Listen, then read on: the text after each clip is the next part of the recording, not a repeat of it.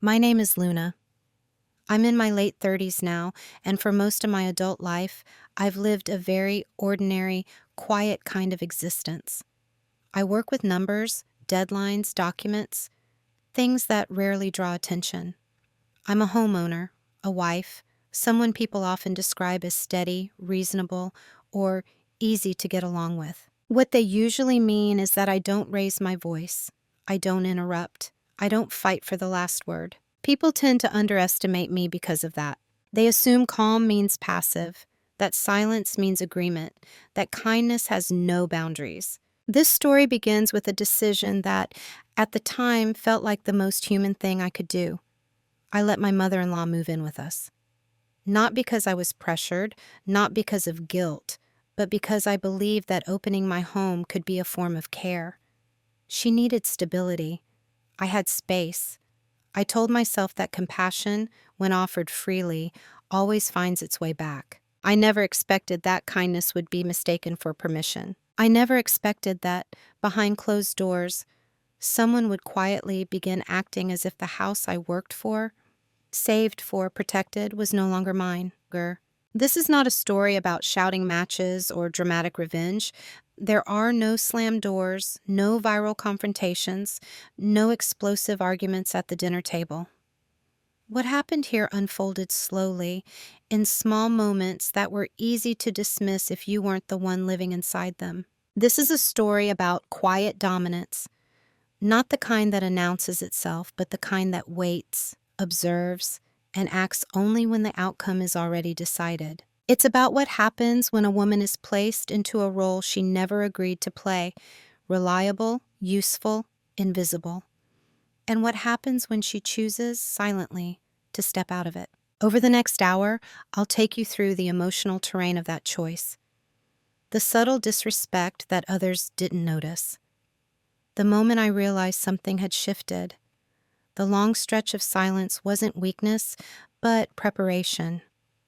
And finally, the calm resolution that didn't require cruelty to be final. I'm not telling this story to punish anyone. I'm not telling it to paint myself as a hero.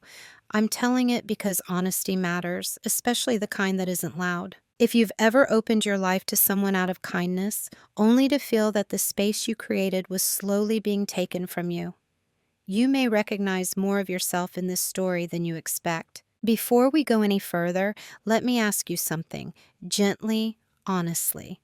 Have you ever stayed quiet not because you were powerless, but because you were still deciding who you wanted to become? Before my mother-in-law moved in, I already had a place in the family ecosystem, not one anyone discussed openly, but one everyone seemed to understand. I was the reasonable one. The one who didn't complain when plans changed at the last minute. The one who adjusted her schedule instead of asking others to adjust theirs. The one who noticed when something needed to be done and did it before it became a conversation. At family gatherings, I wasn't the loud presence at the center of the room. I was the one refilling drinks, clearing plates, and making sure no one felt awkward sitting alone. People smiled at me often. They thanked me casually. Then they moved on. I used to think that was respect. My husband loved me for being steady. He trusted me completely, but that trust came with an unspoken assumption that I would always handle things, emotional things, practical things, difficult conversations that made others uncomfortable. When his mother began having trouble living on her own, the family looked at me almost instinctively, not with demands, with relief. Luna will know what to do. That was the version of me they believed in. Capable, calm, endlessly accommodating. A woman who could absorb inconvenience without cracking. When we discussed her moving in, no one asked me directly what it would cost me. They asked if we had space, if it would be okay, if it were temporary. I said yes without hesitation. And when I say yes, I mean fully. I prepared the guest room myself. Fresh paint, new curtains.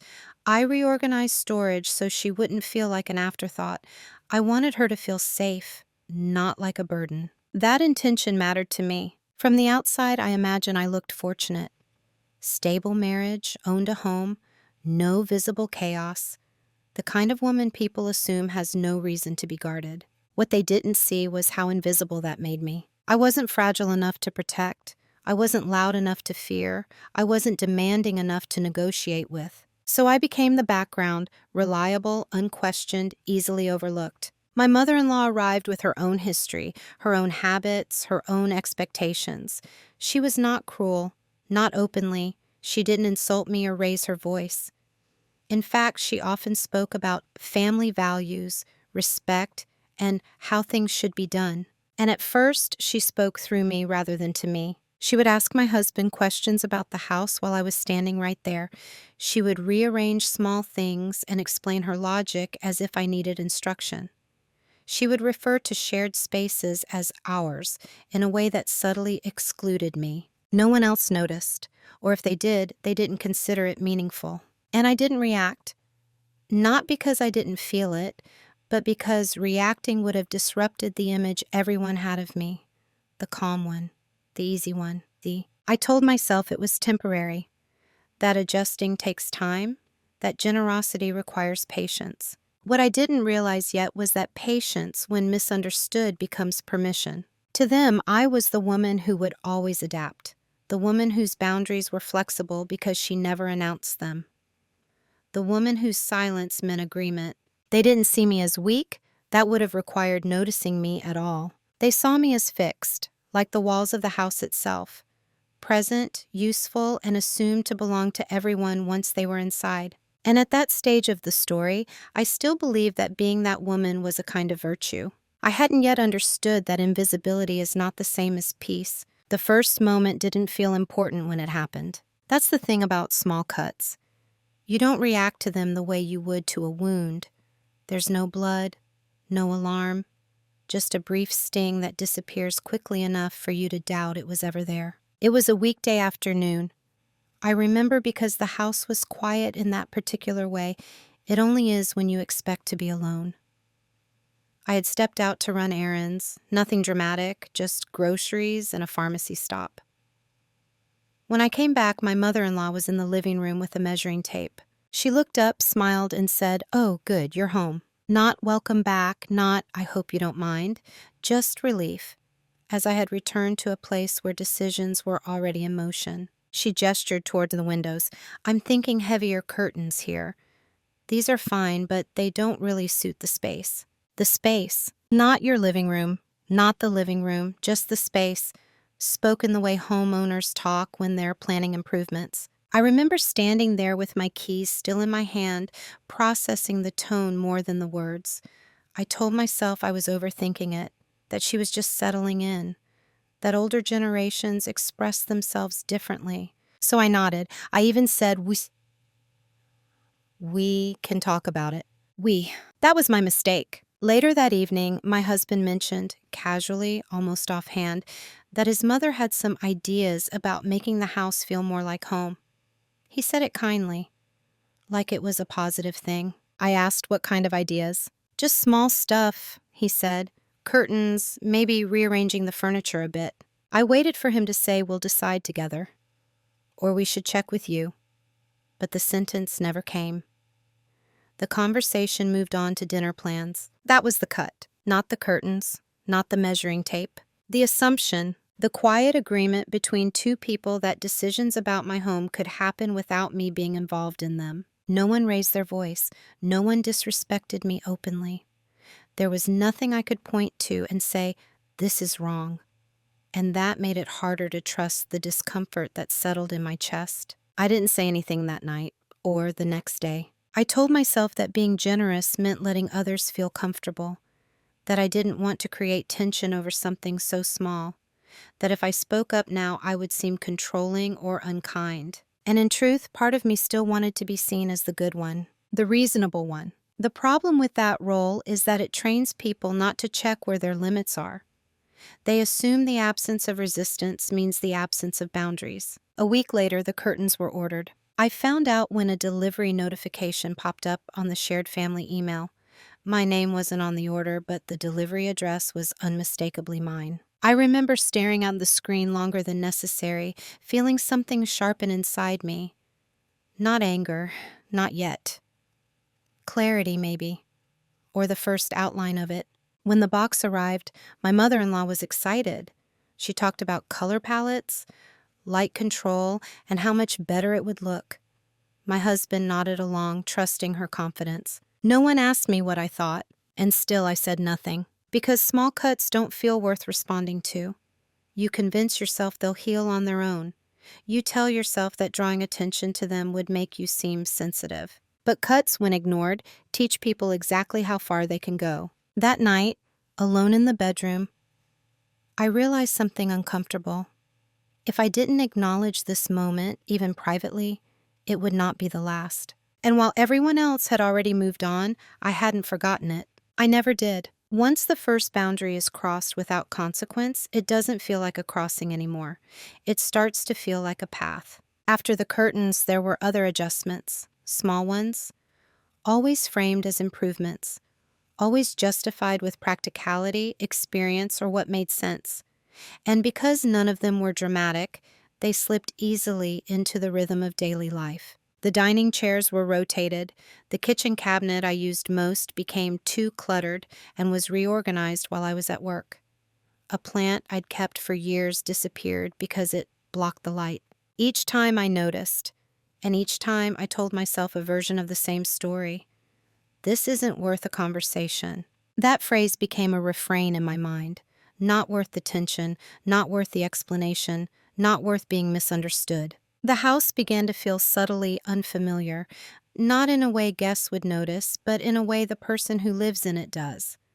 Like muscle memory failing you in your own space. My mother-in-law spoke more often about how things should be done. She didn't say you're doing it wrong. She said, "This is how we've always done it," or "In my house, we..."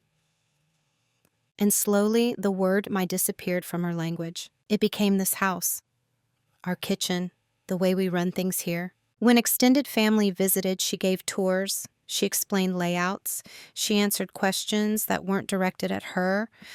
I would be in the room, smiling, carrying coffee, listening to someone else narrate my life. People didn't see it as disrespect. They saw it as involvement, helpfulness, an older woman settling into family life. And because I didn't object, my silence was interpreted as endorsement. I began to rationalize my own erasure. She's older. She needs to feel useful. She doesn't mean anything by it. I don't want to seem territorial. These thoughts were comforting because they absolved me of having to act. But something else was happening beneath the surface. I started paying closer attention, not emotionally, but observationally. I noticed how often decisions were discussed when I wasn't present, how my husband, without malice, deferred to his mother on matters that used to be between us. I noticed how my role narrowed. I became the one who maintained, who absorbed, who adjusted, not the one who decided. At first, I thought I was choosing peace, that this was maturity, letting go of control, being flexible. What I didn't understand yet was that peace and silence are not the same thing. One afternoon, a neighbor asked my mother-in-law how long she had lived here. The way the question was phrased assumed ownership. She smiled and said, "Oh, long enough to know every corner." I was standing right beside her. She didn't correct the assumption. Neither did I. That moment stayed with me. Not because of what she said, but because of how easily the world accepted it. How natural it seemed to everyone else that she spoke as if the house belonged to her. That's when I realized the disrespect had been normalized, not just by them, but by me. Not through cruelty, but through repetition, through comfort, through my willingness to let small things slide in the service of harmony. I wasn't being pushed out, I was being edited out. And the more I allowed it, the more permanent it began to feel. I started waking earlier, just to have a few moments alone in the kitchen before the day's opinions began. I noticed how often I waited to speak, waited to decide, waited for permission that no one had explicitly denied me, but no one had offered either. The role had solidified quietly. I was dependable. I was accommodating. I was optional. Still, I didn't confront anyone. Not because I was afraid, but because confrontation would have required explaining something no one believed was happening. Instead, I did something else. I began to remember. Every comment, every assumption, every time my ownership was softened into something shared without my consent. I didn't react, I didn't warn, I didn't dramatize. I simply stopped forgetting. Roles don't announce themselves. They settle in gradually, like furniture you didn't choose but eventually learned to move around. By the time I recognized mine, everyone else had already agreed on it without ever saying it out loud. I was the stabilizer, the one who smoothed tension before it surfaced, the one who translated moods into logistics, the one who made things work even when they shouldn't have. My mother-in-law began introducing me not by what I did, but by what I provided. She keeps everything running. She's so organized. I don't know what we'd do without her. On the surface, they sounded like compliments, and in a way, they were. But none of them acknowledged authority. They described function, not position. I wasn't the owner of the house in these descriptions. I was its caretaker. When decisions came up, repairs, upgrades, expenses, my input was sought only after preferences had already been formed. I was asked to confirm feasibility, not direction. Can this be done? How soon can it happen? What will it cost? Not, do you want this? The more I fulfilled that role without resistance, the more invisible my consent became. People stopped checking because checking had never been necessary, and I played along. Part of me believed that being indispensable was a form of power, that if I remained the calm center, nothing could truly be taken from me. That belief was comforting. It was also wrong, because indispensability doesn't protect you from being replaced. It just delays the moment when someone decides they no longer need to ask. One evening, I overheard a conversation between my husband and his mother. They weren't whispering. There was no secrecy intended. I was in the next room folding laundry. They were talking about the house, not maintenance, future plans. She was outlining possibilities, long-term adjustments, structural changes that implied permanence. My husband listened, occasionally responding with, "That makes sense," or "We'll see." Again. I waited for my name to enter the conversation. It didn't. That was when I finally understood. The role I'd been assigned didn't require my presence in the room, just my cooperation afterward. I wasn't angry, I was clarified. Because once you see the shape of the box you've been placed in, you can't unsee it.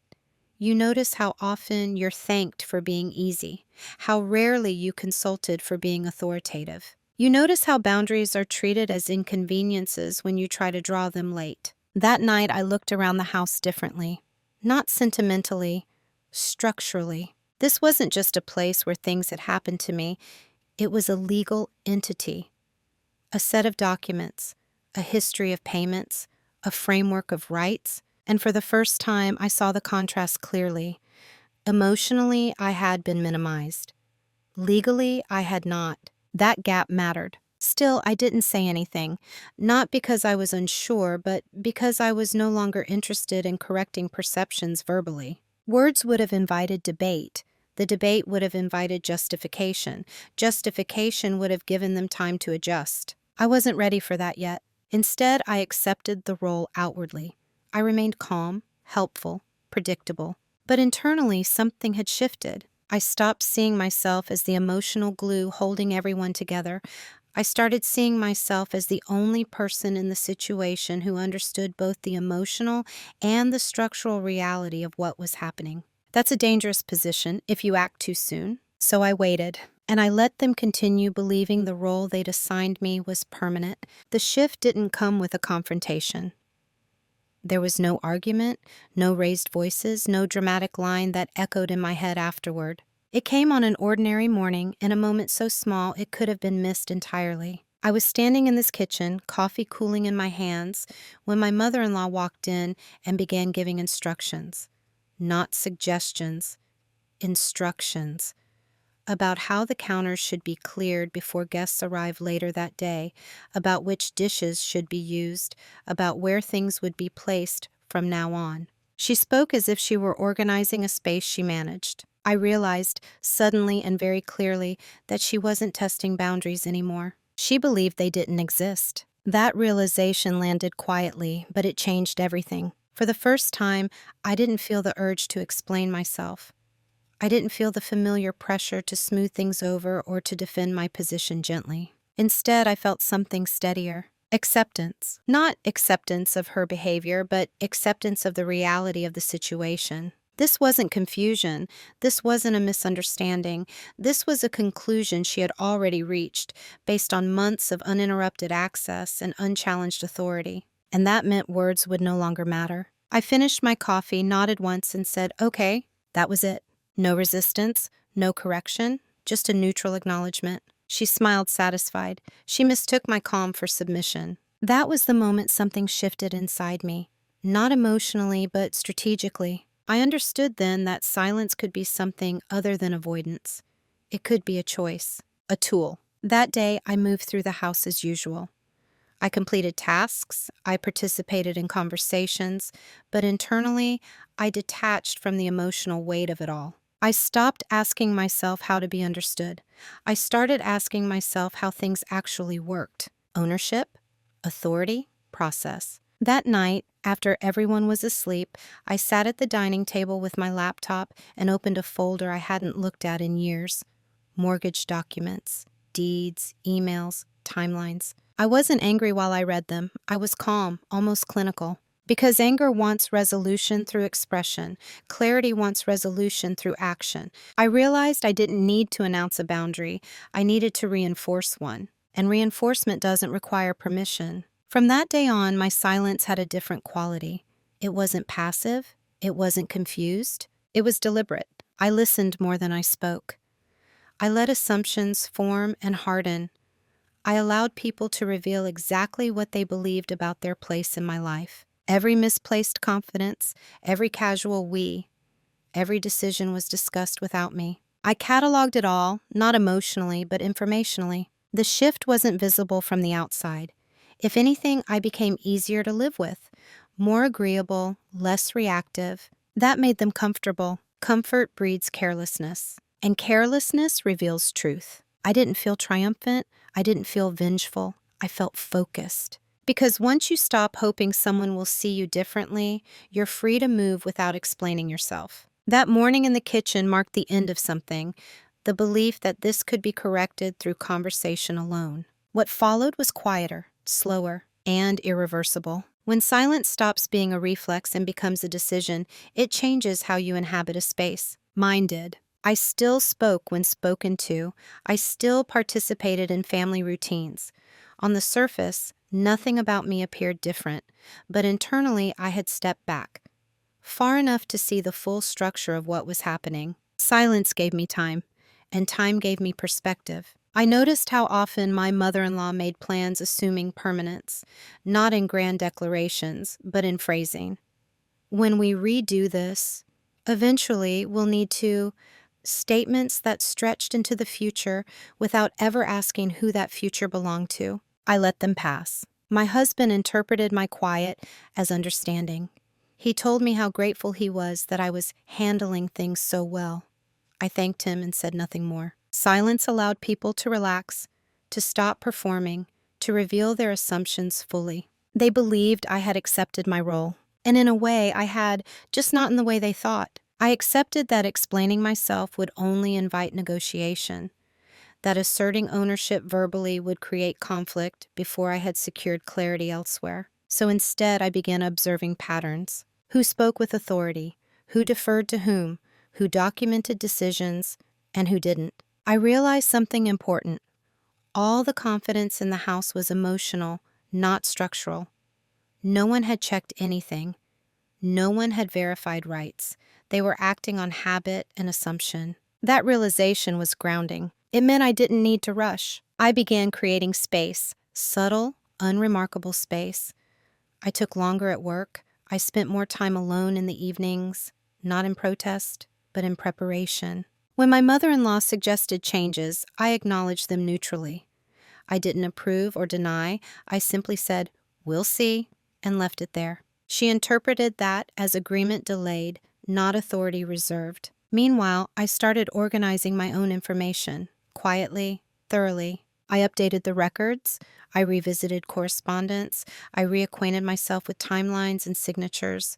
I didn't confront anyone with this knowledge. I let it settle into me. Silence also changed how I listened. I began to hear what people assumed I wouldn't challenge, what they said when they believed consensus already existed. Those moments were revealing, and because I wasn't reacting, they multiplied. There's a misconception that silence is empty. In reality, it's full of observation, of calculation, of restraint. The longer I stayed quiet, the more certain I became. Not of what I wanted to say, but of what I would eventually do. I wasn't building a case to win an argument. I was building a position that didn't require one. And the more comfortable they became, the less they noticed the distance growing between their assumptions and the actual structure beneath them. That distance was my advantage. Silence had become a choice because speaking too soon would have collapsed it, and I wasn't finished yet. What they never noticed was not the silence itself. It was what I was doing inside it. From the outside, my days looked unchanged. I still worked long hours. I still kept the household running. I still showed up to family dinners, nodded at conversations, smiled at familiar jokes. But beneath that surface, I was preparing, not emotionally, but structurally. I began by documenting without intention to accuse. That distinction mattered to me. I wasn't collecting evidence out of anger. I was assembling a clear record of reality. Dates, emails. Statements are made casually but repeatedly. Decisions were discussed without my involvement. I didn't dramatize them in my mind. I simply wrote them down. There is power in seeing a pattern laid out plainly. When moments that felt isolating are placed side by side, they stop feeling personal and start feeling procedural. That shift steadied me. I also revisited the past, not sentimentally, but legally. I reread the mortgage agreement, the purchase documents, the correspondence from years ago when the house was still an idea instead of a battleground of assumptions. I reminded myself of the timeline. Who signed what? When? Why? It was grounding to see facts where feelings had been doing all the work before. What surprised me was how little attention anyone else had paid to those details. My mother-in-law spoke with confidence, but it was borrowed confidence based on proximity, not authority. My husband trusted her because he trusted me. And because I wasn't objecting, he assumed there was nothing to object to. That dynamic protected me. They believed I was passive. I was actually positioning. I also noticed something else they missed, how careful I was becoming with language. I stopped saying we when decisions weren't mutual. I used neutral phrases. That's something to think about. We can revisit that later. Nothing that committed me emotionally or structurally. They heard agreement. I was preserving distance. Quietly, I sought clarity in places that didn't involve them at all. I asked questions, hypothetical ones. I read. I verified. I didn't announce what I was learning. Knowledge doesn't need an audience to be useful. What they never noticed was that I stopped trying to be liked. I was still polite, still respectful, but the emotional labor, the constant effort to manage how others felt, was gone. That energy went elsewhere. I paid attention to how quickly confidence grows when it's unchallenged, how easily people mistake tolerance for the transfer of power, and I let them. There's a moment in situations like this where people believe the outcome is inevitable, where they stop being careful because they assume the end is already written. That's when the truth becomes visible. My mother-in-law began speaking about the house as if it were a legacy. She discussed it with extended family and with neighbors. She made plans that assumed longevity, inheritance, and permanence. No one questioned her, and still I said nothing, because everything she believed rested on a foundation that existed only in conversation. Mine existed on paper. What they never noticed was that I wasn't waiting for permission to act. I was waiting for certainty. And certainty comes not from emotion, but from alignment between what you feel, what you know, and what you can prove. By the time they grew completely comfortable, I had already crossed that threshold. I no longer wondered if I was overreacting. I no longer questioned my right to act. I no longer needed validation. I had clarity, and clarity doesn't rush. The reveal wasn't dramatic. There was no moment where I gasped, no sudden twist that changed everything in an instant. What I uncovered was something I had technically known all along, but hadn't fully integrated. It happened late one evening after another ordinary day. The house was quiet. My husband was asleep. My mother-in-law's door was closed, the television murmuring faintly behind it. I sat at the dining table with a single lamp on, documents spread out in front of me, not chaotically, but neatly. I had learned by then that order matters when you want to see clearly. I read slowly. The deed, the mortgage history, the correspondence with the bank, the closing statements. Names matter in documents. So do dates. So do signatures. And there it was, undeniable, unambiguous, unemotional. The house was mine. Not ours in the way people had been using the word. Not a family asset, not a shared inheritance in progress. Mine. Purchased before marriage, maintained through my accounts, documented consistently, without gaps or ambiguity. What startled me wasn't the information itself, it was how far the family narrative had drifted from it. My mother-in-law had been speaking with absolute confidence. My husband had been nodding along, unconsciously reinforcing it. And I had been standing there, silent, letting the emotional version of ownership expand, while the legal one remained untouched. The reveal was the moment I accepted that contrast fully. I closed the folder and sat back, feeling neither relief nor anger, just clarity. Clarity has a temperature. It's cool, it doesn't rush, it doesn't demand expression, it simply exists. I realized then that everything my mother-in-law believed depended on my continued silence, not legally, but socially. As long as I didn't contradict the story, it could keep growing. But stories collapse the moment reality enters the room. And I now knew exactly when and how I would let that happen. Not yet, because a reveal is only powerful when it arrives after people have committed fully to their assumptions. I didn't feel triumphant. I felt responsible. Responsible for myself not to act emotionally. Responsible for preventing the situation from escalating unnecessarily. Responsible to the truth, not as a weapon, but as a boundary. That night, I slept better than I had in months. Not because the problem was solved, but because it was contained. I woke the next morning and moved through the house as usual. Coffee, work, routine. My mother-in-law discussed plans over breakfast. My husband agreed to revisit them soon. I listened, and for the first time, the words didn't land inside me at all. They passed through, because now I knew something they didn't.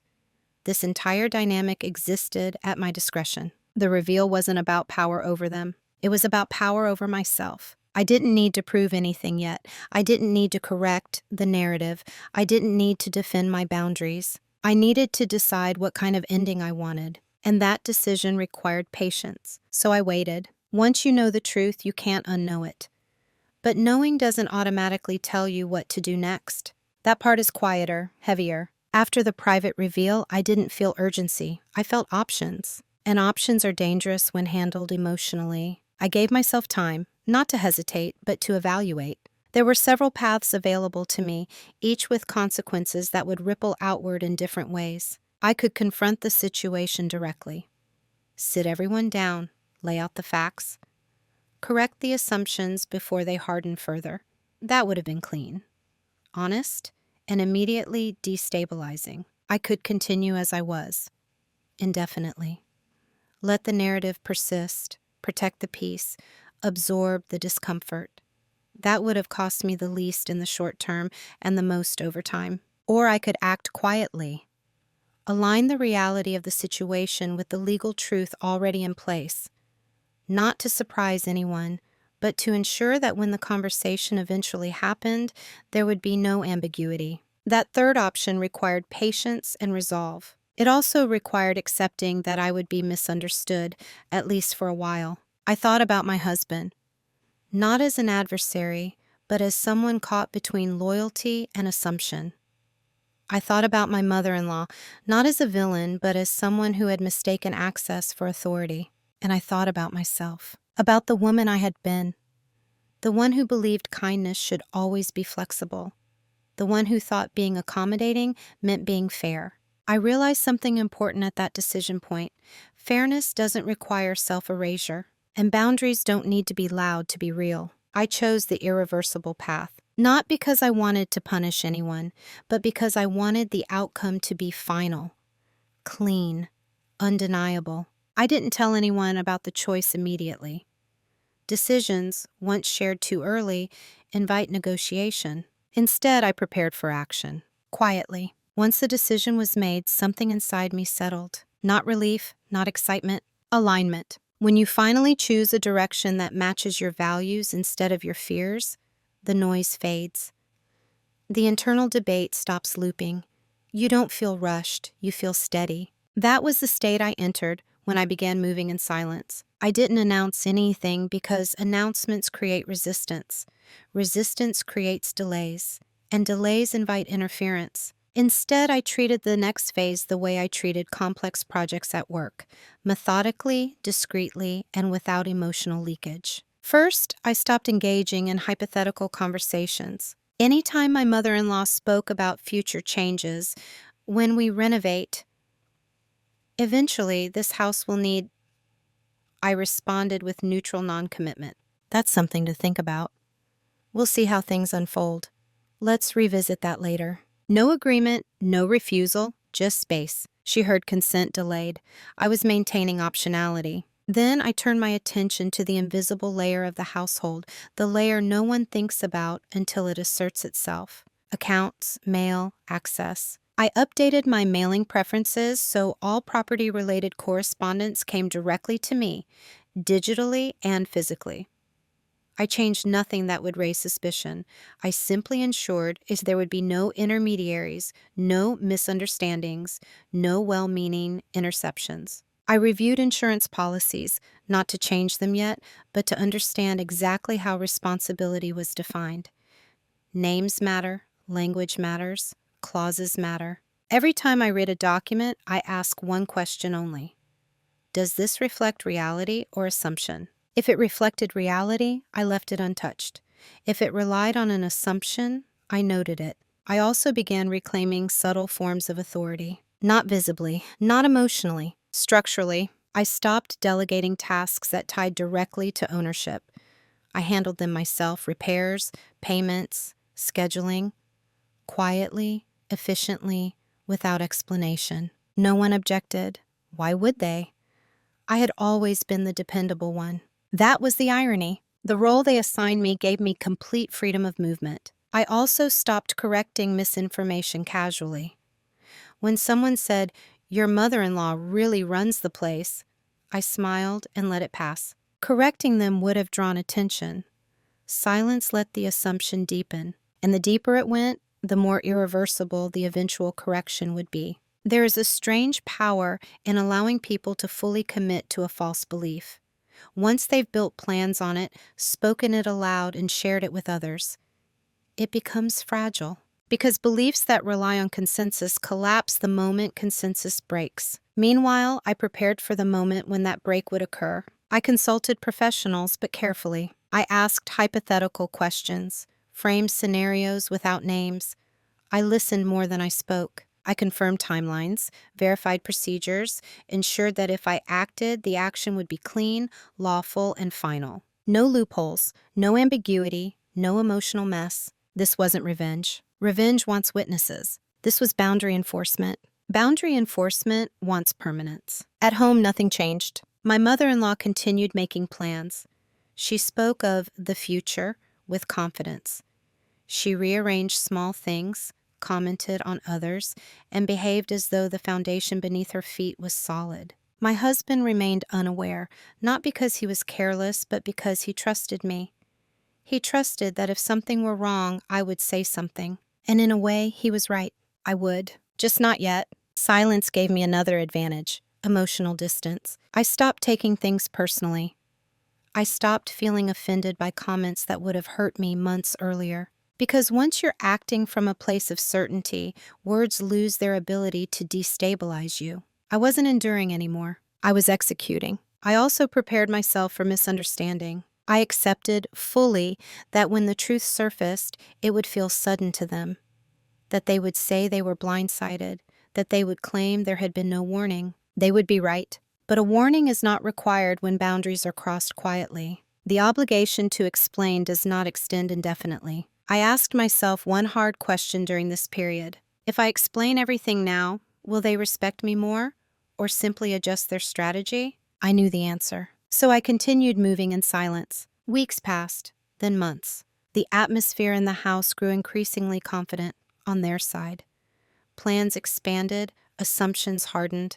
Conversations included phrases like long term and eventually without hesitation. That confidence was my confirmation. It meant they believed the outcome was already settled. They believed the house was no longer truly mine. And belief when wrong is a liability. By the time I completed the final steps, quiet, procedural, irreversible, the emotional version of ownership had fully transferred in their minds, which meant the correction would not be a debate. It would be a collision with reality. I didn't feel guilt, because guilt assumes wrongdoing. I had done nothing except stop sacrificing myself for harmony that didn't include me. Moving in silence isn't about deception. It's about refusing to negotiate your reality with people who never negotiated their assumptions with you. And by the time the silence ended, there would be nothing left to argue. Consequences rarely announce themselves. They arrive quietly, like a shift in air pressure, noticed only after something feels off. The first sign wasn't panic, it was confusion. My mother-in-law began encountering small obstacles where none had existed before. A contractor she'd spoken to couldn't move forward without my confirmation. A utility adjustment required my authorization. A delivery was delayed because the account holder needed to approve it. Each instance, on its own, seemed like a bureaucratic inconvenience. Together, they formed a pattern. She mentioned these moments casually at first, with mild irritation. They're being difficult. It must be some new policy. I don't know why they need you involved. I listened. I nodded. I offered neutral responses. That's strange. Maybe they updated their procedures. No explanations, no corrections. The absence of resistance unsettled her more than opposition would have. She began double-checking, asking questions, repeating requests, and for the first time since she'd moved in, her confidence wavered. My husband noticed it too, though he didn't yet understand what he was seeing. He mentioned that things seemed complicated lately. I agreed. Complexity, after all, is often the first symptom of reality reasserting itself. The house itself hadn't changed, but access had. And access is power. What unsettled them wasn't denial, it was dependency. The realization that forward movement required someone they had stopped centering. That shift created friction. My mother-in-law grew quieter, then more controlling in small ways, as if tightening her grip on what she could still influence. Household routines, minor criticisms, attempts to reassert familiarity. But those were emotional gestures. The structural layer was no longer responding. She began asking me questions again, but differently now, tentatively, seeking confirmation rather than assuming it. Have you heard back from... Did they say when? Do you know why this hasn't gone through? I answered truthfully, but minimally. Yes, no, I'll let you know. Nothing confrontational, nothing revealing. The consequences continued unfolding, not as punishment, but as correction. Assumptions met procedures, confidence met documentation. Narrative met fact, and fact doesn't argue. By the time concern turned into unease, it was already too late to reverse course. By the time they realized something was wrong, they couldn't agree on what was wrong. That was the first fracture. Confusion doesn't arrive as panic. It arrives as disagreement, subtle at first, then increasingly desperate. People begin comparing notes, trying to reconstruct a story that no longer makes sense. My mother-in-law felt it before she named it. I could see it in the way she hesitated mid-sentence, in the way she stopped finishing plans out loud. Her confidence had shifted from certainty to insistence, as if repeating something enough times might restore its truth. This should be simple, she said more than once. I don't understand why it's suddenly complicated. The word was doing a lot of work. Nothing had changed suddenly. What had changed was that assumptions were no longer being carried for her. She began reaching out to people, contractors, acquaintances, extended family, trying to regain momentum through social reinforcement. But reinforcement only works when the underlying structure cooperates. It didn't. Requests stalled, conversations looped, answers became conditional. And conditional answers are terrifying to people who believed things were settled. My husband was the last to understand. Not because he was inattentive, but because he trusted the emotional map of the household more than the structural one. He believed that if everyone meant well, things would resolve themselves. He asked me one evening, "Did something change?" The question was careful, concerned, almost hopeful. I met his eyes and said, "Not recently," which was true. The change had happened months ago, quietly, internally, irrevocably. That night, I watched him try to make sense of the growing tension. He spoke to his mother. He reassured her. He promised to look into things. But reassurance is useless when the issue isn't emotional. It's procedural. My mother-in-law's frustration escalated into anxiety, anxiety into urgency, urgency into attempts at control. She began asserting herself more forcefully in the spaces she still had access to, commenting on schedules, criticizing routines, questioning decisions that had nothing to do with ownership. It was as if she sensed that something essential was slipping away, even if she couldn't yet name it. And still, no one accused me of anything. That's the strange thing about situations like this. People feel the loss before they identify its source. They look everywhere except the place they least expect it. They looked at systems. They looked at policies. They looked at each other. They did not look at me, because in their minds, I was constant. The background, the fixed point, that assumption delayed everything. Then came the moment when denial could no longer hold. It was a meeting, small, unremarkable, and devastating in its clarity. A simple confirmation request that required documentation. Names, dates. My mother-in-law was present, my husband was present, and the answer came back clean, neutral, and final. Ownership confirmed, authority clarified, no ambiguity, no raised voices, no confrontation. Just information. I didn't speak during that exchange. I didn't need to. The truth didn't require my narration. I watched realization spread slowly across my mother-in-law's face, not anger first, but disbelief, as if the world had just failed to follow the script she'd been rehearsing. She looked at me then, really looked, not with accusation, with confusion. "How long have you known?" she asked later in private. The question wasn't about information. It was about timing. I answered honestly, always. That was when panic arrived. Not explosive panic, not hysterical, but the quiet kind, the kind that scrambles for solutions that no longer exist. She began revisiting old conversations, reframing them. "I thought we agreed." "You never said." I assumed. Assumption is a fragile defense. She asked why I hadn't said anything sooner. I didn't answer immediately. Because the truth, while simple, wasn't gentle. "I didn't think I needed to," I said finally. Nothing had changed. That answer ended the negotiation, because there was nothing left to fix. The moment people realize they're late is the moment urgency turns into regret. But regret doesn't rewind decisions. It only sharpens the awareness of consequence. My husband struggled most with that realization, not because he felt deceived, but because he felt foolish. He had trusted the flow of things, believing harmony meant stability. He apologized, not profusely, not dramatically, just once, sincerely. I accepted it. This wasn't about blame. It was about alignment. My mother-in-law cycled through explanations, justifications, appeals to history, family, and intent.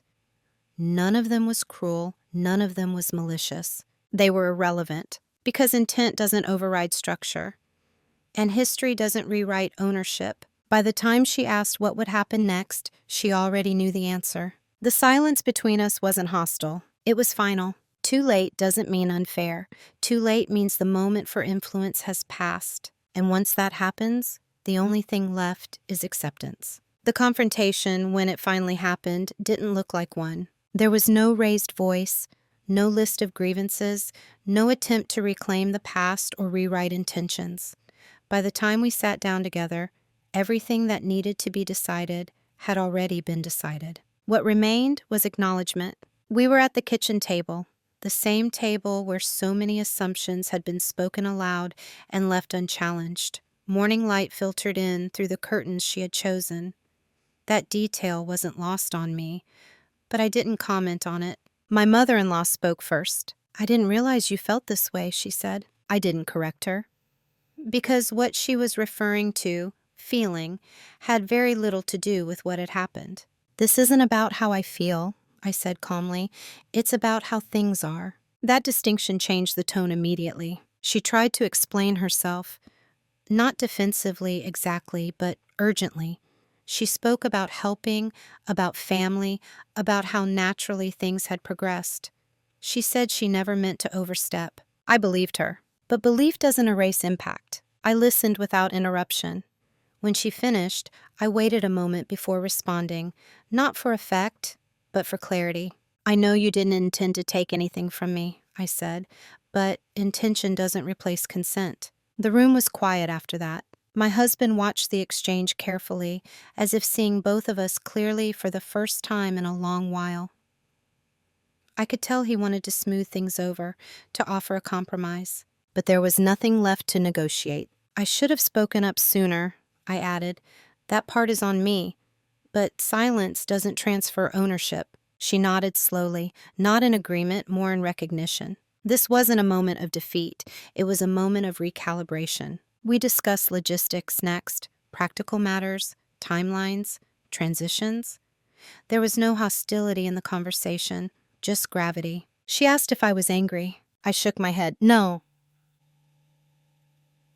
I'm clear. That seemed to surprise her more than anything else. Anger invites counter-anger. Clarity leaves no opening. The confrontation ended the way it began, quietly.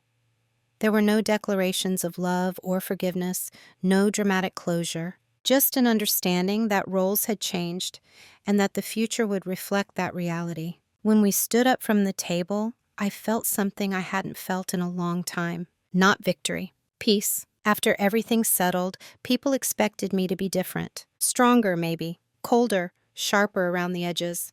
But the truth is, I didn't become someone new. I became more accurate. The woman I am now isn't louder than the one I was before. She doesn't dominate conversations or assert herself unnecessarily. She doesn't lead with force or defensiveness. She simply no longer volunteers to disappear. I still value kindness. I still believe in generosity, but I no longer confuse those things with self-sacrifice. I understand now that kindness without boundaries isn't compassion, it's erosion. The house feels like mine again. Not because of furniture or layout or decor, but because my presence no longer needs to justify itself. I move through rooms without bracing, I speak without rehearsing, I make decisions without explaining why I'm allowed to. That change is subtle, but it's permanent. My relationship with my husband changed too, not dramatically, but honestly.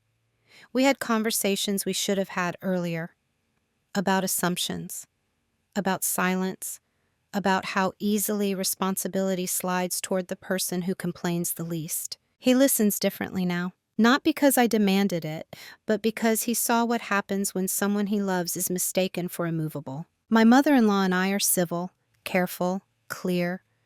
The relationship no longer floats on unspoken expectations. It stands on defined terms. There's less warmth, perhaps, but also less confusion. And I'm at peace with that. Because closeness built on blurred boundaries isn't intimacy. It's convenient. What surprised me most was how this experience reshaped my sense of identity. I used to think power looked like control or dominance or the ability to win arguments.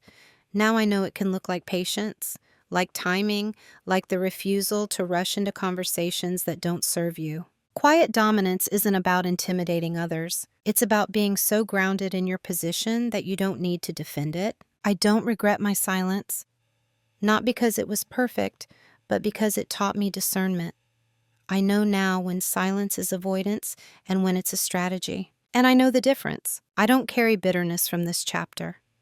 Bitterness requires rumination, and I no longer revisit moments that are finished. What I carry instead is precision. I choose where I invest emotional energy. I notice when assumptions form. I interrupt patterns early, not with confrontation, but with clarity. And most importantly, I trust myself. I trust that I don't need to prove my authority through conflict. I trust that I can be generous without being consumed. I trust that boundaries don't require permission to exist. Who I am now is not harder, just clearer. This story doesn't end with applause or triumph. It ends with understanding. Not everyone in this situation was malicious. No one set out to steal anything in the way people imagine theft. What happened unfolded through assumptions, comfort, and the quiet way boundaries disappear when no one is guarding them. That's why this story matters. Because most losses in adult life don't come from dramatic betrayal. They come from kindness that goes unprotected, from silence that's misread, from roles we accept too easily because they make other people comfortable. The moral here isn't to speak up immediately or never trust anyone. It's subtler than that. Pay attention to how people behave when they think your boundaries are flexible. Notice who benefits from your silence. And understand that clarity doesn't always require confrontation, but it always requires self-respect. If there's one thing I hope you take from this, it's this.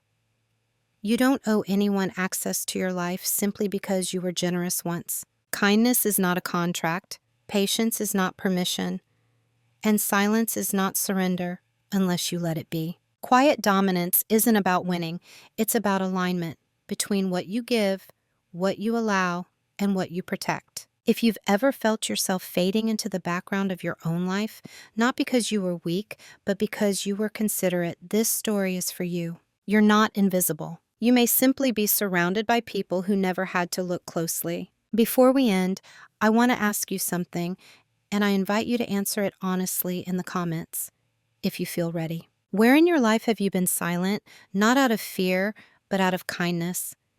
And what might change if you chose clarity instead? That's all. Thank you for listening.